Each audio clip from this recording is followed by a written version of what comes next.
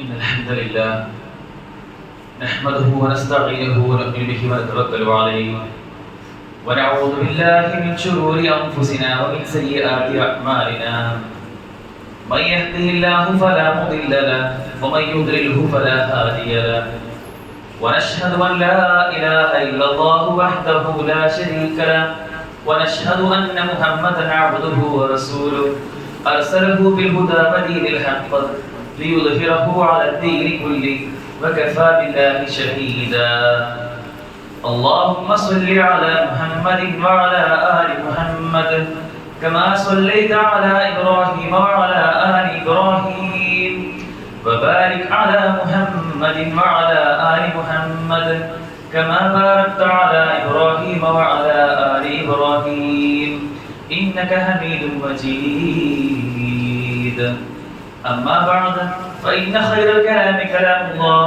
وخير الحديث كتاب الله وخير الهدي هدي محمد صلى الله عليه وسلم وشر الأمور محدثاتها وكل محدثة بدعة وكل بدعة ضلالة وكل ضلالة في النار أعوذ بالله من الشيطان الرجيم بسم الله الرحمن الرحيم يا أيها الذين آمنوا اتقوا الله حق تقاته ولا تموتن إلا وأنتم مسلمون يا أيها الناس اتقوا ربكم الذي خلقكم من نفس واحدة وخلق منها زوجها وبث منهما رجالا كثيرا ونساء واتقوا الله الذي تساءلون به والأرحام إن الله كان عليكم رقيبا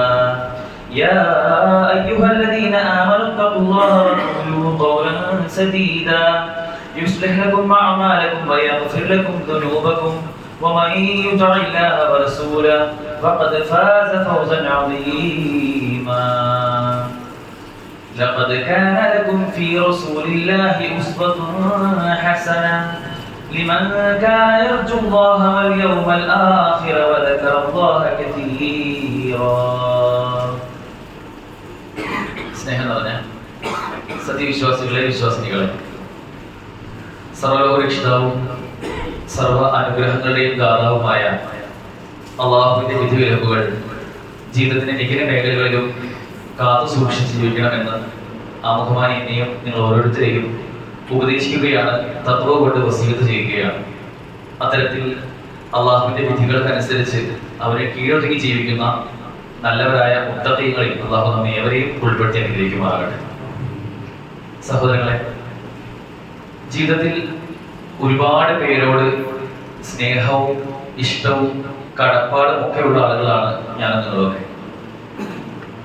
അതിനൊരു ഓർഡർ നോക്കുകയാണെങ്കിൽ നമ്മുടെ കുടുംബം, നമ്മുടെ ഉമ്മ ഉപ്പ, നമ്മുടെ മക്കൾ, നമ്മുടെ ഇണകൾ, നമ്മുടെ കുടുംബ ബന്ധുക്കൾ, നമ്മുടെ സുഹൃത്തുക്കൾ, നമ്മുടെ അയൽവാസികൾ തുടങ്ങി ഒരുപാട് ആളുകളുമായി വ്യത്യസ്ത രൂപത്തിലുള്ള സ്നേഹബന്ധം വെച്ച് പുലർത്തുന്ന ആളുകളാണ് നമ്മളെല്ലാവരും.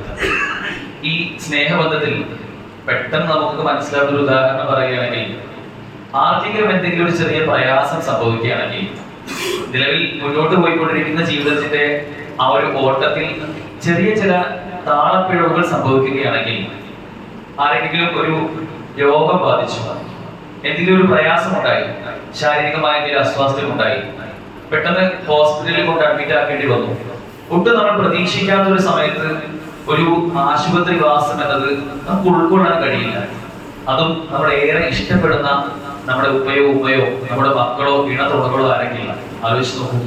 ഒരുപക്ഷെ ആ ഹോസ്പിറ്റലിലെ 1-2 ദിവസത്തെ അഡ്മിറ്റ് ആക്കുന്ന ആ സമയം നാം മുൻപൊന്നും അനുഭവിച്ചിട്ടില്ലാത്ത അത്ര ടെൻഷൻ അടിക്കുന്ന, ബേജാറാവുന്ന ഒരു സാഹചര്യം നമുക്കൊക്കെ ഉണ്ടാവും. അവിടെ നമുക്ക് മറ്റൊന്നും ഒരു പ്രശ്നമാവില്ല.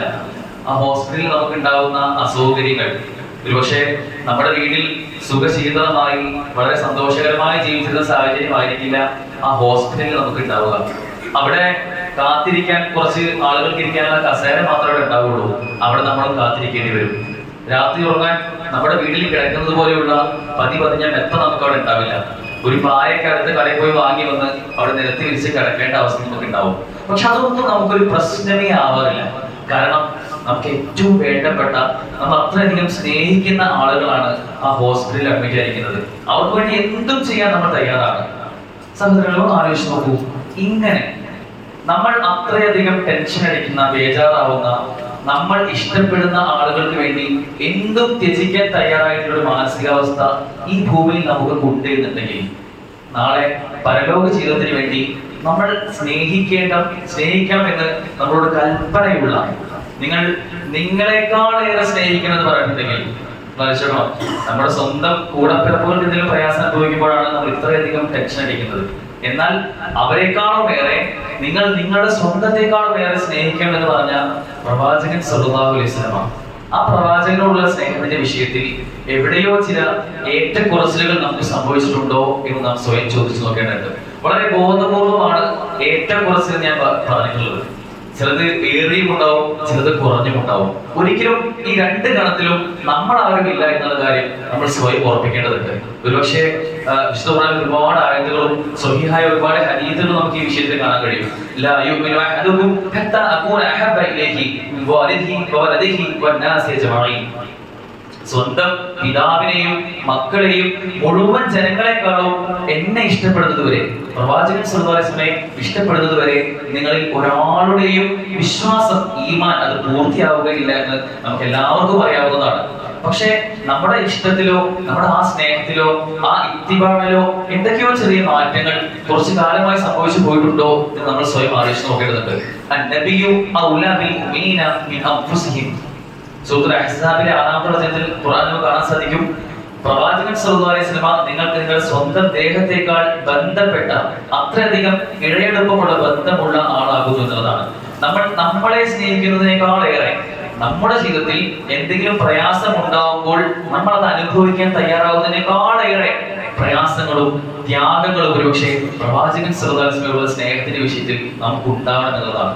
ഒരിക്കൽ മഹാനായ ഖലീഫ ഉമർ റളിയല്ലാഹു അൻഹു അദ്ദേഹം പ്രവാചകന്റെ അടുത്തേക്ക് പ്രവാചകനോട് പറയാം, പ്രവാചകനെ, എന്നെ കഴിഞ്ഞു കഴിഞ്ഞാൽ എനിക്ക് ഏറ്റവും അധികം ഇഷ്ടമുള്ളത് താങ്കളെയാണ് എന്ന് പറഞ്ഞു.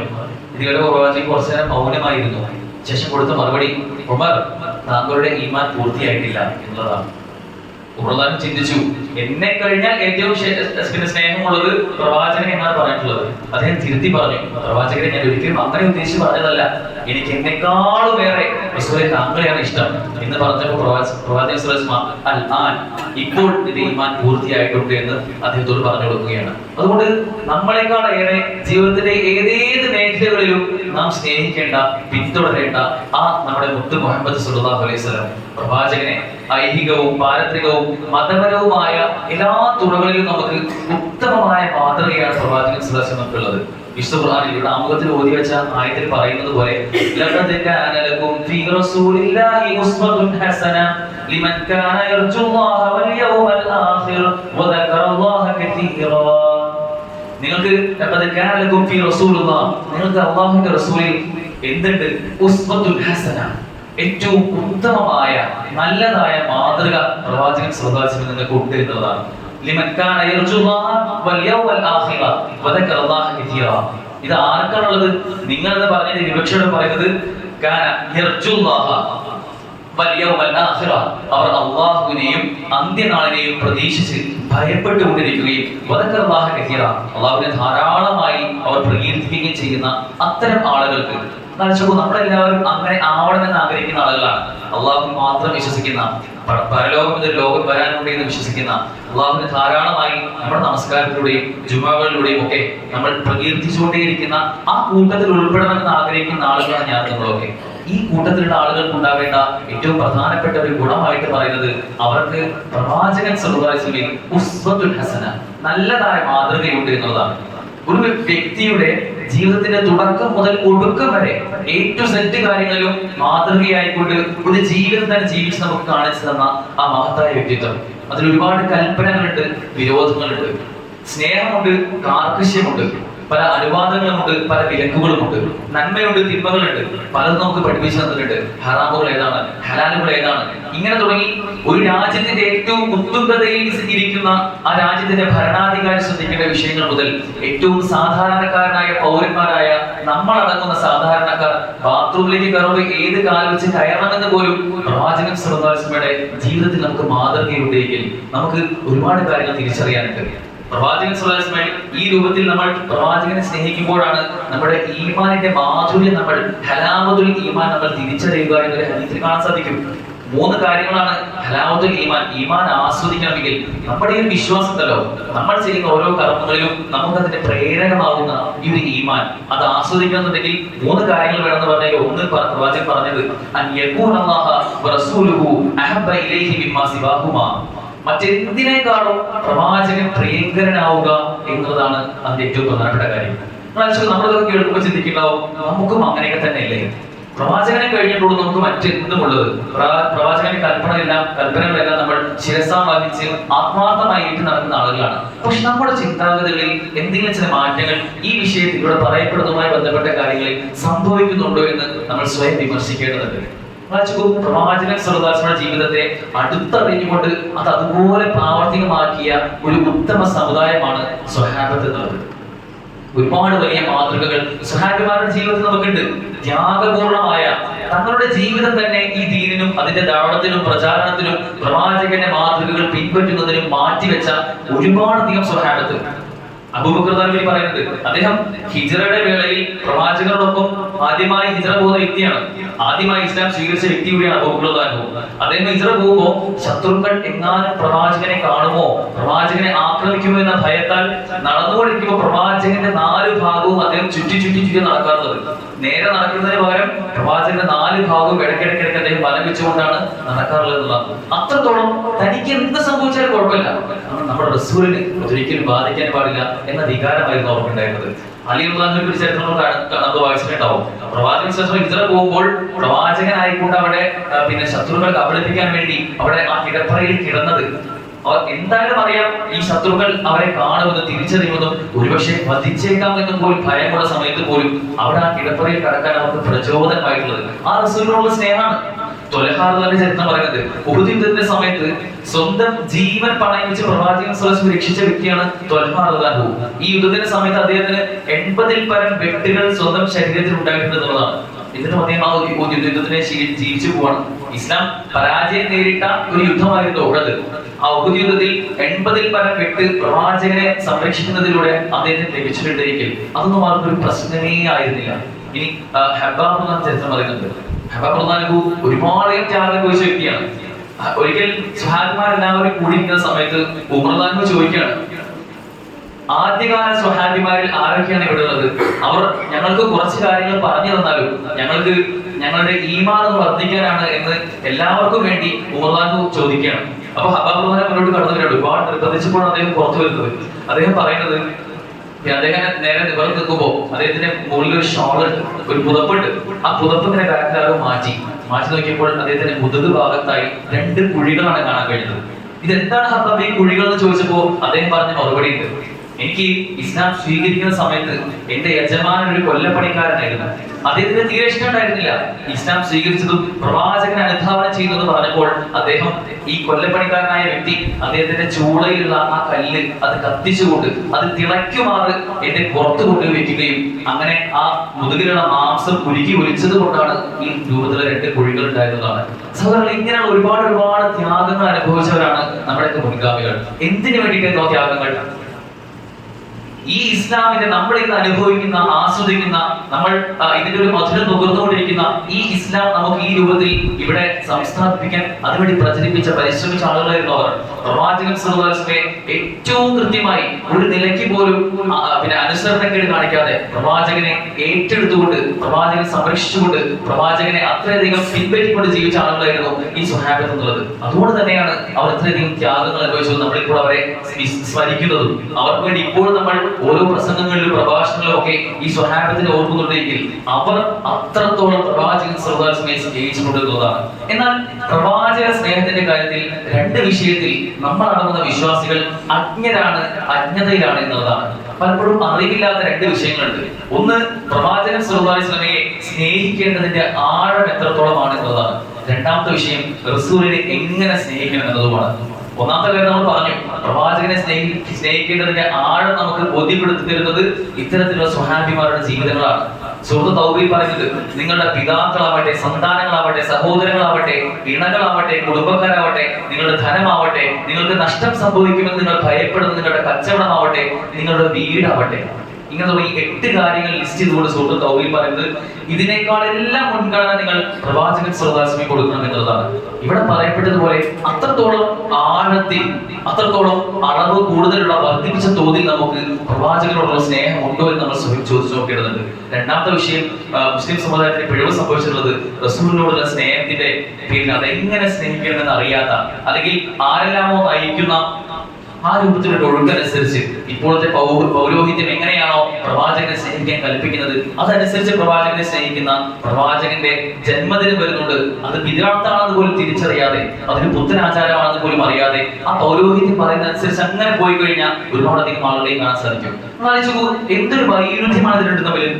പ്രവാചകനെ എങ്ങനെ സ്നേഹിക്കണമെന്നും അത് ജീവിതം കൊണ്ട് കാണിച്ചിരുന്ന സ്വഹാബത്തിന്റെ ജീവിതം നമ്മുടെ മുമ്പിൽ തെളിഞ്ഞ പുസ്തകമായിട്ടിരിക്കെ അതെല്ലാം വിസ്മരിച്ച് അതിനെ പാടെ തള്ളിക്കൊണ്ട് പ്രവാചകനെ സ്നേഹിക്കേണ്ടത് കുറച്ച് ജന്മദിനമൊക്കെ കൊണ്ടാടിയിട്ടാണ്.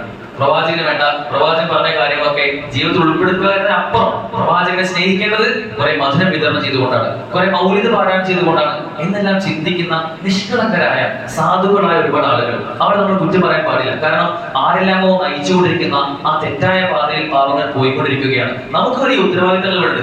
നമുക്കറിയാം, അതിരെ കവിഞ്ഞവരെന്ന് പ്രവാചകൻ സ്വല്ലല്ലാഹു അലൈഹി വസല്ലം ഖുർആനിലൂടെ നമുക്ക് പറഞ്ഞു തന്ന വിഭാഗമാണ് ക്രിസ്ത്യാനികളായ, നസ്രാനികളായ ആളുകൾ. വിശുദ്ധ ഖുർആനിൽ എല്ലാ ദിവസവും നമ്മൾ പാരായണം ചെയ്യുന്ന സൂറത്തുൽ ഫാത്തിഹയിൽ ഈ സിറാത്തുൽ മുസ്തഖീം ആവുന്ന ഈ ശരിയായ പാതയിൽ നിന്നും തെറ്റിപ്പോയ രണ്ട് കൂട്ടരെ പറ്റി പറയുന്ന അള്ളാഹുവിന്റെ ശാപമുണ്ടായ വിഭാഗവും വഴിതെറ്റിയ വിഭാഗവും, ആ വഴിതെറ്റിയ വിഭാഗം എന്ന് പറഞ്ഞ ആ നസ്രാനികൾക്ക് സംഭവിച്ചു പോയിട്ടുള്ള അതേ വിഷയമാണ് ഇവിടെ പ്രവാചകൻ സ്വല്ലല്ലാഹു അലൈഹി വസല്ലം പേരിൽ ഒരു കൂട്ടം ആളുകൾക്ക് സംഭവിക്കുന്നത്. പ്രവാചകനെ അമിതമായി പുകഴ്ത്തിക്കൊണ്ട്, പ്രവാചകൻ അർഹിക്കുന്നതിനും അപ്പുറമുള്ള സ്ഥാനങ്ങൾ പ്രവാചകൻ കൊടുത്തുകൊണ്ട് പുതിയ പുതിയ ആചാരങ്ങൾ ഇതിൽ കടത്തിക്കൊണ്ടുമ്പോൾ ആ ആചാരങ്ങൾ ഇപ്പോൾ പോയി ആ കേവലം മാനമൗലികതകൾ പാരായണം ചെയ്യുന്നതിനും അപ്പുറം ആ വരികളിലുള്ള ശിർക്കൻ അംശങ്ങൾ പോലും തിരിച്ചറിയാതെ അത് അന്ധമായി പാടുന്ന ഒരുപാടധികം ആളുകളെ കാണാൻ സാധിക്കും. ആലോചിച്ചോളാം, 2 പെരുന്നാളുകളെക്കാളേറെ ശ്രേഷ്ഠമാണ് നബിദിനം എന്ന് പറയുന്ന ഒരുപാട് ആളുകൾ. ലൈലത്തുൽ ഖദ്റിനേക്കാൾ ശ്രേഷ്ഠമാണെന്ന് വേറെ കുറെ മുസ്ലിംമാർ. ആലോചിച്ചോളാം, അതിന്റെ ഗൗരവം എത്രത്തോളമാണെന്ന്. ഇല്ലാത്തത് പലതും ദീനിൽ പുതുതായി കടത്തി ചേർത്തുകൊണ്ട് ഇതങ്ങനെ മുന്നോട്ട് പോവുകയാണ്. ഇത് എവിടെ വരെ എത്തും നമുക്ക് ചിന്തിക്കാൻ പോലും കഴിയില്ല. നമ്മളെല്ലാവരും വിശ്വസിക്കുന്നതാണ് അള്ളാഹു ഏകനാണ് എന്നത്, അള്ളാഹു പങ്കുകാരില്ല എന്നത്, അള്ളാഹു ജനിച്ചിട്ടില്ല, അവൻ ആരെയും ജനിപ്പിച്ചിട്ടുമില്ല എന്നുള്ളത്. ഇതൊക്കെ ഉൾക്കൊണ്ട ആളുകളാണ് ഞാൻ നിങ്ങളും ഈ മലയാളിക്കരയിലുള്ള എല്ലാവരും. പക്ഷെ ഇന്ന് അത് എവിടെ എത്തി? ഞങ്ങളുടെ ഇലാഹ് എന്നത് കോഴിക്കോട് മരണപ്പെട്ടു പോയ ഒരു വ്യക്തിയാണ് എന്ന് പാടി പറഞ്ഞു നടക്കുന്ന രൂപത്തിലേക്ക് മാറിയിട്ടുണ്ടെങ്കിൽ, ഞങ്ങളുടെ പടച്ചോൻ, ഞങ്ങളുടെ ഉടയോൻ അവനാണ് എന്ന് പറയുന്ന രൂപത്തിലേക്ക് ഈ സമൂഹം എത്തിയെന്നുണ്ടെങ്കിൽ, ഈ പ്രവാചക സ്നേഹത്തിന്റെ പേരിൽ പറഞ്ഞു നടക്കുന്ന പുതിയ പുതിയ രൂപത്തിലുള്ള ഓരോ ആചാരങ്ങൾ ഇതെവിടെ എത്തുമെന്ന് നമ്മൾ കണ്ടറിയേണ്ടതുണ്ട്. ഒരിക്കലും അത്തരം വിഷയത്തിൽ ഒരു പിഴവ് സംഭവിച്ചു പോയ ആളുകളുടെ കൂട്ടത്തിൽ നമ്മൾ ഉൾപ്പെടാൻ പാടില്ല. കാരണം പ്രവാചകൻ സല്ലല്ലാഹു അലൈഹി വസല്ലമയ്ക്ക് ശേഷം 30 വർഷം ഇസ്ലാമിക രാജ്യം ഭരിച്ച 4 ഖലീഫമാർ, 55 വർഷം ജീവിച്ചിരുന്ന പ്രവാചകന്റെ ഭാര്യമാർ, നമ്മുടെ ഉമ്മമാർ, 100 വർഷത്തോളം ജീവിച്ചിരുന്ന പല സ്വഹാബിമാരും, ഇവർക്കാർക്കും പരിചയമില്ലാത്ത പുതിയ ആചാരങ്ങളാണ് ഉണ്ടായിക്കൊണ്ടിരിക്കുന്നത്. ഇവർക്ക് ശേഷം വന്നിട്ടുള്ള താബികളാവട്ടെ, തബൂ താബികളാവട്ടെ, മദ്ഹബിന്റെ ഇമാമുമാരാവട്ടെ, ഇങ്ങനെ തുടങ്ങിപ്പോയി ആർക്കും പരിചയമില്ലാതെ ഹിജ്റ 322 വന്ന ഷിയാക്കളിലെ ഫാത്തിമിയ വിഭാഗത്തിലെ ഉബൈദിയാക്കളാണ് യഥാർത്ഥത്തിൽ ഈ ആചാരം തുടങ്ങുന്നത്. പ്രവാചകന്റെ ഒരു ജന്മദിനം ഉണ്ടെന്നും അത് നമ്മൾ ആഘോഷിക്കണമെന്നും അതിന്റെ രൂപമൊക്കെ പറഞ്ഞു കൊടുക്കുന്നത് ഹിജ്റ 322 ശേഷം ഒരു 300 വർഷം കൂടി കഴിഞ്ഞതിന് ശേഷം മുളഫ് രാജാവാണ് ഈ ആഘോഷത്തെ വ്യാപകമാക്കുന്നത്. ഇങ്ങനെ ഹിജറ 600 ശേഷം മാത്രം പ്രാബല്യത്തിൽ വന്ന ഒരു ആചാരത്തെ ഇന്ന് ഏറ്റെടുക്കുക എന്നത് അതിന്റെ പിന്നിലുള്ള പിഴവുകളെ ബോധ്യപ്പെടാതെ പോകുന്നത് വലിയ സങ്കടമാണ് നമ്മൾ മനസ്സിലാക്കണം. കാരണം ഈ വിദ്യാർത്ഥികൾ പുത്തനായ ആചാരങ്ങൾ മതത്തിൽ പുതിയതായി കടത്തിച്ചേർക്കുന്ന പല വിഷയങ്ങളും അതിന്റെ ഗൗരവം തിരിച്ചറിയാത്തതുകൊണ്ട് മാത്രമാണ് ഈ സാധുക്കളായ ആളുകൾ അതിന് പുറകെ പോകുന്നത്. വിദ്യാർത്ഥികളായ പുത്തൻ ആചാരങ്ങളായ കാര്യങ്ങൾ അത് തള്ളപ്പെടേണ്ടതാണ് എന്നാണ് ഇസ്ലാം കൽപ്പിക്കുന്നത്.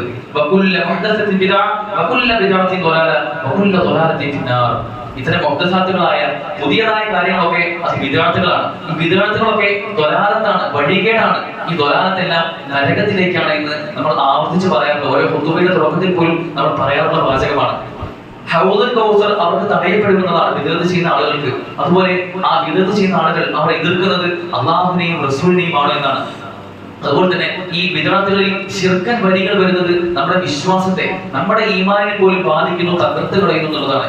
ഇങ്ങനെ നല്ലതല്ലേ എന്ന് പറഞ്ഞ് ചെയ്യുന്ന ഇത്തരം കാര്യങ്ങൾ അവ നമുക്ക് നഷ്ടങ്ങൾ മാത്രം സംഭവിക്കുമ്പോൾ നമ്മൾ ചിന്തിക്കേണ്ട കാര്യം ഇവയിൽ നിന്ന് മടങ്ങാൻ നമുക്ക് സാധിക്കണം.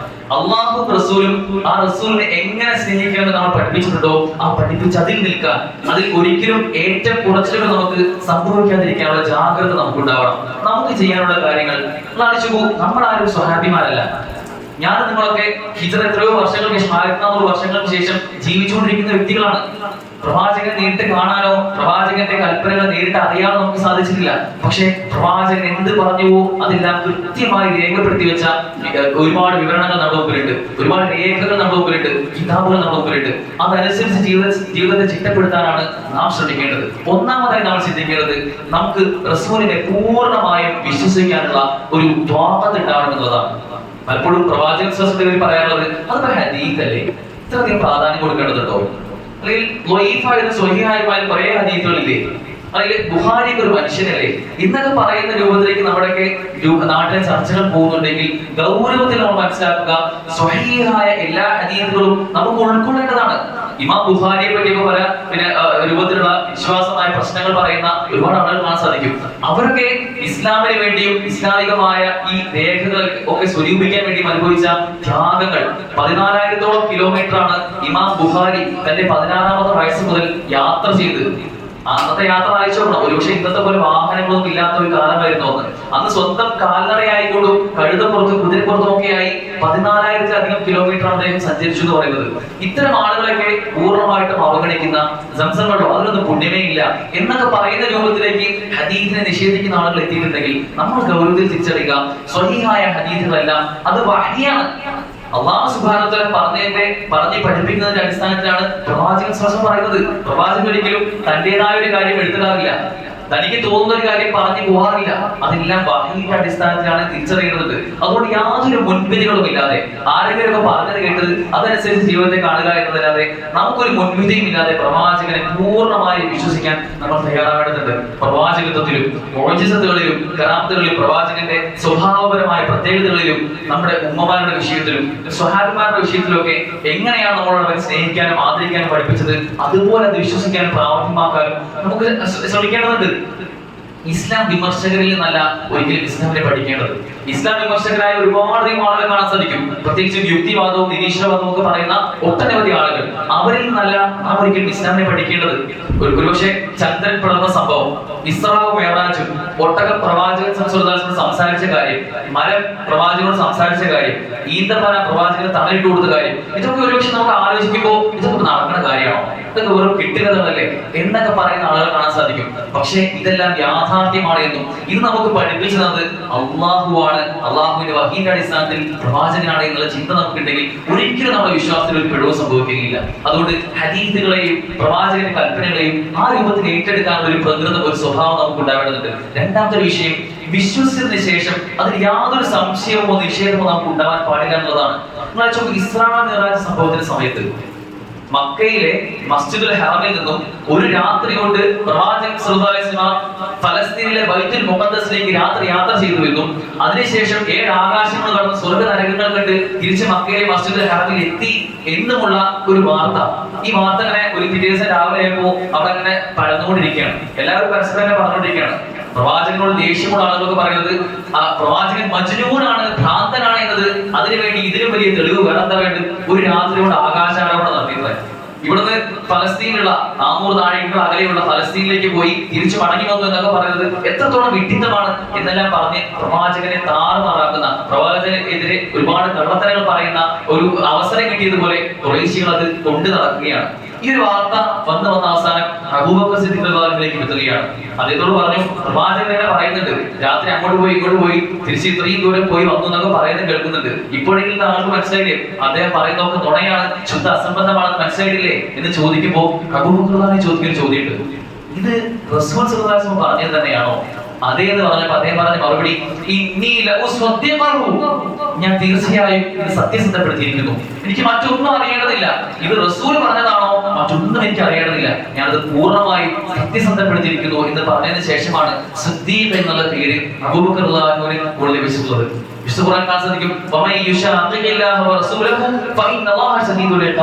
നിങ്ങൾ പ്രവാചകനെതിരെ മത്സരിച്ച് ചേരി തിരിഞ്ഞു കഴിഞ്ഞാൽ കഠിനമായ ശിക്ഷ ഉണ്ടാവും എന്നതാണ്. പ്രവാചകൻ എന്ത് പറഞ്ഞുവോ അത് അതുപോലെ തന്നെ ഉൾക്കൊള്ളാനുള്ള ഒരു ത്വാപത്ത് നമുക്ക് ഉണ്ടാവേണ്ടതുണ്ട്. പലപ്പോഴും വിശ്വസിക്കാൻ തോന്നുന്നില്ല, യുക്തിക്കെതിരല്ലേ അതൊക്കെ, അല്ലെങ്കിൽ ഇതൊക്കെ അസംഭവ്യമാണ് എന്ന് പറഞ്ഞു നടക്കുന്ന ആളുകൾ തിരിച്ചറിയേണ്ടത് ഇതെല്ലാം പൂർണ്ണമായും അള്ളാഹുവിൽ നിന്നുള്ള വഹീന്റെ അടിസ്ഥാനത്തിൽ മാത്രമാണ് പ്രവാചകൻ സ്വല്ലല്ലാഹു സംസാരിക്കുന്നതാണ്. മൂന്നാമത് ഏറ്റവും പ്രധാനപ്പെട്ട നമുക്ക് ഉണ്ടാവേണ്ട ഏറ്റവും പ്രധാനപ്പെട്ട ഗുണം എന്നുള്ളത് ഇത്തിബാഅാണ്. പ്രവാചകനോടുള്ള സ്നേഹം നമ്മൾ പ്രകടമാക്കേണ്ടതിന്റെ ഏറ്റവും പ്രധാനപ്പെട്ട രൂപം അത് ഇത്തിബാഅ ചെയ്യുക എന്നുള്ളതാണ്. അത് പിന്തുടരുക, ജീവിതത്തിൽ പ്രാവർത്തികമാക്കുക എന്നുള്ളതാണ്. എന്ത് കൽപ്പനകളായിക്കോട്ടെ അത് ആത്മാർത്ഥമായിട്ട്, ഇത് നാളെ പരലോകത്തേക്ക് ഗുണം ലഭിക്കാൻ പോകുന്ന ഒരു കർമ്മമാണ് എന്നതിന്റെ അടിസ്ഥാനത്തിൽ അത് ഏറ്റെടുക്കാൻ നമുക്ക് സാധിക്കണം. പുരുഷന്മാരോടുള്ള കൽപ്പനയാണ് നിര്യാണിക്ക് താഴെ വസ്ത്രങ്ങൾ വലിച്ചഴക്കരുത് എന്നത്. ഈ കൽപ്പന പ്രവാചകൻ സ്വഹീഹായ ഹദീസിൽ പറഞ്ഞതാണെങ്കിൽ നമ്മുടെ വസ്ത്രം ഒരിക്കലും നിര്യാണിയുടെ താഴെ ഇറങ്ങാൻ പാടില്ല. അപ്പൊ ആലോചിക്കുന്നത്, ഇതിപ്പോ പണ്ട് കാലത്ത് പറഞ്ഞതല്ലേ, ഇതൊക്കെ എന്തിനാണ് നമ്മൾ വിശ്വസിക്കുന്നത്? ഈ ചിന്തയല്ല നമ്മുടെ മനസ്സിലുണ്ടാവേണ്ടത്. ഇത് റസൂൽ പറഞ്ഞതാണോ നാളെ സത്യമായി പുലരാൻ പോകുന്ന കാര്യമാണ്. അതുകൊണ്ട് നമ്മുടെ വസ്ത്രം ഒരിക്കലും നിര്യാണിക്ക് താഴെ പോകാൻ പാടില്ല. അതിനുവേണ്ടി പല ആരോപണങ്ങളും ഉണ്ടാവും. നിങ്ങളെന്താ വെള്ളപ്പൊക്കമുള്ള നാട്ടിൽ വരുന്ന ആളുകളാണോ എന്ന് ചോദിച്ച് പല കളിയാക്കലുകളും ഉണ്ടാവും. അതിനെല്ലാം പൂർണ്ണമായും അവഗണിച്ച് ഇത് എന്റെ റസൂൽ പറഞ്ഞതാണ് എന്ന് ആത്മാർത്ഥമായ സ്നേഹം പ്രകടിപ്പിക്കേണ്ടത് ഈ ഇത്തിബാഅയിലൂടെയാണ്. അതുപോലെ നമ്മുടെ താടിയുടെ കാര്യം, താടി സുന്നത്താണ്, പ്രബലമായ സുന്നത്താണ്. ഈ താടി വയ്ക്കുമ്പോൾ പലരും കളിയാക്കുന്നുണ്ടാവും, പല ആരോപണങ്ങളുണ്ടാവും, പല കുത്തുവാക്കുകളുണ്ടാവും. പക്ഷെ അപ്പോഴൊക്കെ തിരിച്ചറിയേണ്ടത് ഈ താടിയുടെ റസൂലിനുണ്ടായിരുന്നു. റസൂലിന്റെ ഒരു പ്രധാനപ്പെട്ട കൽപ്പനയാണ് ഈ താടി. അതുകൊണ്ട് ആരെന്ത് പറഞ്ഞാലും എനിക്കിതൊരു പ്രശ്നമേ അല്ല എന്നുള്ള ചിന്തയായിരിക്കും നമുക്ക് ഉണ്ടാവേണ്ടത്. ഇതുപോലെ നമ്മുടെ സംസാരത്തിലും പെരുമാറ്റത്തിലും ഇടപാടുകളിലും എവിടെയെല്ലാം പ്രവാചകന്റെ കൽപ്പനകളെ ശിരസ വഹിക്കേണ്ടതുണ്ടോ, ഏറ്റെടുക്കേണ്ടതുണ്ടോ, അതൊക്കെ ആത്മാർത്ഥമായി നാളെ പരലോകത്ത് എനിക്ക് ഗുണം ചെയ്യുമെന്നുള്ള ബോധ്യത്തോടുകൂടി, അഭിമാന ബോധത്തോടുകൂടി നമുക്ക് ഏറ്റെടുക്കാൻ സാധിക്കേണ്ടതുണ്ട്. ഇന്നും രാവിലെ പ്രാർത്ഥിക്കേണ്ട ഒരു പ്രാർത്ഥനയുണ്ട്, അള്ളാഹു എന്റെ റബ്ബാണെന്നും ഇസ്ലാം എന്റെ ദീനാണെന്നും പ്രവാചകൻ സ്വല്ലല്ലാഹു അലൈഹി വസല്ലം എന്റെ നബിയാണെന്നും ഞാൻ തൃപ്തിപ്പെട്ടിരിക്കുന്നു റബ്ബേ എന്ന് ഇന്നും രാവിലെ 3 തവണ നമ്മൾ സുബഹിക്ക് ശേഷം പ്രാർത്ഥിക്കുന്നതാണ്. എങ്ങനെ നമുക്ക് പ്രാർത്ഥിക്കാൻ കഴിയാം? പ്രവാചകൻ സ്വല്ലല്ലാഹു അലൈഹി വസല്ലം എല്ലാ കൽപ്പനകളും അത് യാതൊരു ഏറ്റക്കുറച്ചിലും ഇല്ലാതെ പൂർണ്ണമായും ഏറ്റെടുക്കാനും ജീവിതം കൊണ്ട് പ്രാവർത്തികമാക്കാനും നമുക്ക് സാധിക്കുന്നുണ്ടെങ്കിൽ നമുക്ക് യാതൊരു പ്രശ്നവും ഉണ്ടാവില്ല. അത്തരത്തിൽ പ്രവാചകനെ അനുസരിക്കാനും ഇത്തിബാഅ ചെയ്യാനും നമുക്ക് സാധിക്കണം. അല്ലാഹു തൗഫീഖ് നൽകുമാറാകട്ടെ.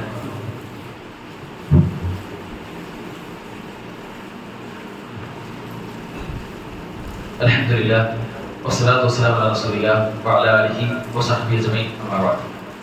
സഹോദരങ്ങളെ, പ്രവാചകനെ ഏറ്റവും കൃത്യമായി അനുധാവനം ചെയ്യണമെന്നും ആ മാതൃകകളെ ജീവിതം കൊണ്ട് പ്രാവർത്തികമാക്കണമെന്നുമാണ് പറഞ്ഞതിന്റെ ചുരുക്കം. മറ്റൊരു പ്രധാന വിഷയം നമ്മുടെയൊക്കെ ശ്രദ്ധയിൽപ്പെടുത്താനുള്ളത്, ഇന്ന് മുതൽ സ്കൂളുകൾ അവധിയിലേക്ക് പ്രവേശിക്കുകയാണ്. നമ്മുടെയൊക്കെ വീടുകളിൽ ഒരുപക്ഷെ സ്ഥിരമായ മറ്റു ജോലികളില്ലാത്ത ആളുകളെല്ലാം ഒരു 5, 6, 10 ദിവസം നമ്മുടെ വീടുകളിലായിരിക്കും ഉണ്ടാവുക. പ്രത്യേകിച്ചും നമ്മുടെ മക്കൾ സ്കൂളിൽ പോയി എന്നും അവരെ ഒരുപക്ഷെ കാണാൻ പോലും മര്യാദയ്ക്ക് കഴിയാത്ത മാതാപിതാക്കൾ വരെ ഉണ്ടാവും. എന്നാൽ ആ മക്കളൊക്കെ ഇനിയുള്ള ഒരു 5, 10 ദിവസം നമ്മുടെ വീടുകളിൽ താമസിക്കുന്ന ഒരു അവധിക്കാലമാണ് ഇനി വരാനിരിക്കുന്നത്. നമ്മുടെ മനസ്സിലൊക്കെ ഉണ്ടാവേണ്ട ചില ജാഗ്രതകൾ ഈ സമയത്ത് ഉണർത്തുകയാണ്. യഥാർത്ഥത്തിൽ നമ്മുടെ മക്കളെ പറ്റി ഒരുപാട് ആശങ്കകൾ നമുക്കുണ്ടാവും. അവര് വഴിതെറ്റി പോവോ, പല വേണ്ടാത്ത കൂട്ടുകളിലേക്ക് പോവോ, പല വാർത്തകളും കാണുന്നത് അങ്ങനെയൊക്കെയാണ്. എന്റെ കുട്ടി ആ കാര്യത്തിലേക്ക് പോവോ എന്നുള്ള പേടി എല്ലാ രക്ഷിതാക്കൾക്കും ഉണ്ടാവും. പ്രത്യേകിച്ച് പെൺകുട്ടികളുടെ വിഷയത്തിൽ അവരുടെ പുതിയ കാലത്തെ ട്രെൻഡുകൾക്ക് ഒപ്പിച്ച് പോകുമ്പോൾ വലിയ പ്രയാസങ്ങൾ ഉണ്ടാകും, നമുക്കൊക്കെ അറിയാം. അത്തരം കാര്യങ്ങളിലേക്ക് മക്കളെ പോവാതിരിക്കാൻ, അവരെ നന്മയിൽ വഴി നടത്താൻ നമുക്കൊരു വലിയ അവസരമായിക്കൊണ്ട് ഈ ഒരു അവധിക്കാലത്ത് നമ്മൾ നോക്കി കണ്ടു കഴിഞ്ഞാൽ, ഈ അവധിക്കാലത്തുള്ള ഒരു 8, 10 ദിവസം അതിൽ മക്കൾക്ക് കൃത്യമായ ഒരു മാർഗരേഖ പറഞ്ഞു കൊടുക്കാൻ നമുക്ക് സാധിക്കുകയാണെങ്കിൽ ആവശ്യമായ എല്ലാ തർബീയത്തും പകർന്നു കൊടുക്കാൻ നമ്മൾ തന്നെ ഒരു പ്ലാൻ ഉണ്ടാക്കി കഴിഞ്ഞാൽ നല്ല മാറ്റങ്ങൾ നമ്മുടെ കുടുംബാന്തരീക്ഷത്തിൽ തന്നെ നമുക്ക് ഉണ്ടാക്കാൻ സാധിക്കും. അവധിക്കാലത്തെ കേവലം അലക്ഷ്യമായിട്ട് നമുക്ക് തള്ളിക്കളയാം. പക്ഷെ അതിനപ്പുറം കുറച്ചൊന്ന് ക്രിയാത്മകമായി നമ്മുടെ ജീവിതത്തിൽ കുറച്ച് മാറ്റങ്ങൾ ഉണ്ടാവാൻ, നമ്മുടെ കുടുംബത്തിന്റെ ഐക്യവും കെട്ടുറപ്പും മക്കളുമായുള്ള സ്നേഹബന്ധവും ഒക്കെ ഒന്ന് കൂട്ടാനുള്ള മാർഗങ്ങളായി കണ്ടു കഴിഞ്ഞാൽ വലിയ മാറ്റങ്ങൾ നമുക്ക് ഉണ്ടാക്കാൻ സാധിക്കും. കുട്ടികൾക്ക് ആവശ്യമായ തർബീയത്ത് നൽകാൻ നമുക്ക് സാധിക്കണം. അവരുടെ ഖുർആൻ പഠനത്തിന് കുറച്ച് സമയം കാണാൻ എന്നും രാവിലെയോ വൈകുന്നേരമോ ഒരു നിശ്ചിത സമയം കണ്ട് അതിൽ അവർ ഖുർആൻ പഠിക്കണമെന്നൊരു പ്ലാൻ ഉണ്ടാക്കാൻ, അല്ലെങ്കിൽ ചില പ്രധാനപ്പെട്ട പ്രാർത്ഥനകൾ, രാവിലെയും വൈകുന്നേരമുള്ള പ്രാർത്ഥന, എപ്പോഴും അറിഞ്ഞിരിക്കണം നിർബന്ധമായ ചില പ്രാർത്ഥനകൾ, ഇതൊക്കെ അവരെ പഠിപ്പിക്കാനും ഈ സമയം നമുക്ക് നോക്കി കാണേണ്ടതുണ്ട്. അതുപോലെ തന്നെ നമസ്കാരത്തിന്റെ ചിട്ടയാണ്. സ്വാഭാവികമായിട്ടും ഒരു റുട്ടീൻ ഷെഡ്യൂളിൽ നിന്ന് മാറി നമ്മൾ ഒരു അവധിക്കാലത്തിലേക്ക് പോകുമ്പോൾ നമ്മൾ പലപ്പോഴും ചില മടിയുടെ അവസ്ഥയിലേക്ക് പോകും. ഒരിക്കലും നമസ്കാരത്തിന്റെ വിഷയത്തിൽ ഒരു വീഴ്ച നമുക്ക് ഉണ്ടാവാൻ പാടില്ല. സുബഹി നമസ്കാരം ജമാഅത്തായി തന്നെ പള്ളിയിൽ പോകണമെന്ന് കുട്ടികളെ പഠിപ്പിക്കാനുള്ള ഒരു നല്ല അവസരമാണ് ഈ അവധിക്കാലം. അതുകൊണ്ട് നല്ല സ്വഭാവം ഉണ്ടാക്കാനും നല്ല ശീലങ്ങൾ പഠിപ്പിക്കുവാനും ഒരു ഡെയിലി പ്ലാനർ ഉണ്ടാക്കാനും നമുക്ക് ഈ ഒരു അവധിക്കാലത്ത് നമുക്ക് കഴിയണം. ചില കുട്ടികൾ നല്ലൊരു കാര്യം ചെയ്യുമ്പോൾ അവർ ചില സമ്മാനം കൂടുതൽ പ്രോത്സാഹിപ്പിക്കുന്ന രൂപത്തിൽ അങ്ങനെ കൊണ്ടുപിടിച്ച് കുട്ടികളെ കൂട്ടിച്ചേർന്ന് നടക്കാൻ നമുക്ക് സാധിക്കണം. പ്രത്യേകിച്ച് മൊബൈൽ ഫോണിന്റെ വിഷയം അവധിക്കാലത്ത് ഒരു കുട്ടികൾ ഫോണിൽ കുറെ കളിക്കാനോ കുറെ വീഡിയോ കാണാനോ യൂട്യൂബ് നോക്കാനോ നമുക്ക് ചിന്തിക്കുന്ന കുട്ടികളായിരിക്കും ഉണ്ടാവാം. അവർക്ക് അതിനൊക്കെ കൃത്യമായ സമയം നിശ്ചയിച്ച് നമ്മുടെ മുമ്പിൽ ഇരുന്ന് അവർ ഒന്നിച്ചിരുന്ന് കാണുന്ന അവസ്ഥയിൽ കണ്ട് അല്ലാത്ത സമയത്തൊക്കെ വേണ്ട നിർദ്ദേശങ്ങളും ഒരു നല്ല സ്നേഹബന്ധം ഉണ്ടാക്കാനുള്ള നല്ല കൂട്ടുകെട്ട് അവർക്ക് ഉറപ്പുവരുത്താനുള്ള പല മാർഗങ്ങളും നമ്മൾ ബോധപൂർവ്വം കാണാനാണ് ശ്രമിക്കേണ്ടത്. അതോടൊപ്പം നല്ല മാതൃകകളാവാൻ നമ്മുടെ മക്കൾ നമ്മളെ കണ്ട് വളരുന്ന രൂപത്തിൽ നമ്മൾ നമസ്കരിക്കാൻ പോകുമ്പോൾ കൈ പിടിച്ച് മക്കളെ കൂട്ടിക്കൊണ്ടുപോവുകയാണെങ്കിൽ ആ കുട്ടി ഒരിക്കലും വഴിതെറ്റുകയില്ല. അങ്ങനെ ഉപ്പയെ കണ്ട് ഉമ്മയെ കണ്ട് കുട്ടികൾ വളരുന്ന ഒരു സാഹചര്യം ഉണ്ടാക്കാൻ കൂടി ഈ അവധിക്കാലം നമുക്ക് സാധിക്കേണ്ടതെന്ന് മാത്രം ഓർമ്മിപ്പിക്കുകയാണ്. അതുപോലെ അത്തരത്തിൽ അവന്റെ പൂർണ്ണമായ കൽപ്പനകളെ പ്രവാചകൻ സ്വല്ലല്ലാഹു ഏത് രൂപത്തിലാണോ നമ്മളോട് പറഞ്ഞത് ആ രൂപത്തിൽ തന്നെ അതിന് യാതൊരു ഏറ്റക്കുറച്ചിലും ഇല്ലാത്ത രൂപത്തിൽ പിന്തുടരുവാൻ ചെയ്യുവാൻ ആ രൂപത്തിൽ അതിന് നോക്കിക്കണ്ട് നാളെ സ്വർഗ ഭവനത്തിൽ ഏവരെയും ഒരുമിച്ച് കൂട്ടാനുള്ള തോഫീക്ക് നമുക്കൊക്കെ നൽകി അനുഗ്രഹിക്കുമാറാകട്ടെ. നമ്മൾ സംഭവിച്ചു പോയിട്ടുള്ള തെറ്റുകുട്ടികളും അള്ളാഹു പുറത്ത് മാപ്പാക്കി തരുമാറാകട്ടെ. നമ്മൾ മരണപ്പെട്ടു പോയ നമ്മുടെ മുൻഗാമികൾ, നമ്മുടെ കുടുംബ ബന്ധുക്കൾ, നമ്മുടെ ഉപ്പമാർ അവരുടെ അള്ളാഹു വിശാലമാക്കി കൊടുത്ത് നമ്മയും അവരെയും അവരുടെ ജന്നാത്തുൽ ഫിർദൗസിൽ ഒരുമിച്ച് കൂട്ടി അനുഗ്രഹിക്കുമാറാകട്ടെ. اللهم اغفر للمؤمنين والمؤمنات والمسلمين والمسلمات والاحياء منهم والاموات. اللهم اعز الاسلام والمسلمين واذل الشرك والمشركين. اللهم انصر اخواننا المجاهدين في فلسطين. اللهم انصر اخواننا المجاهدين في فلسطين. اللهم انصر اخواننا المجاهدين في فلسطين. اللهم اجرنا من النار. اللهم اجرنا من النار. اللهم اجرنا من النار. ربنا آتنا في الدنيا حسنة وفي الآخرة حسنة وقنا عذاب النار. ربنا تقبل منا إنك السميع العليم وتب علينا إنك أنت التواب الرحيم واغفر لنا يا غافر المذنبين والحمد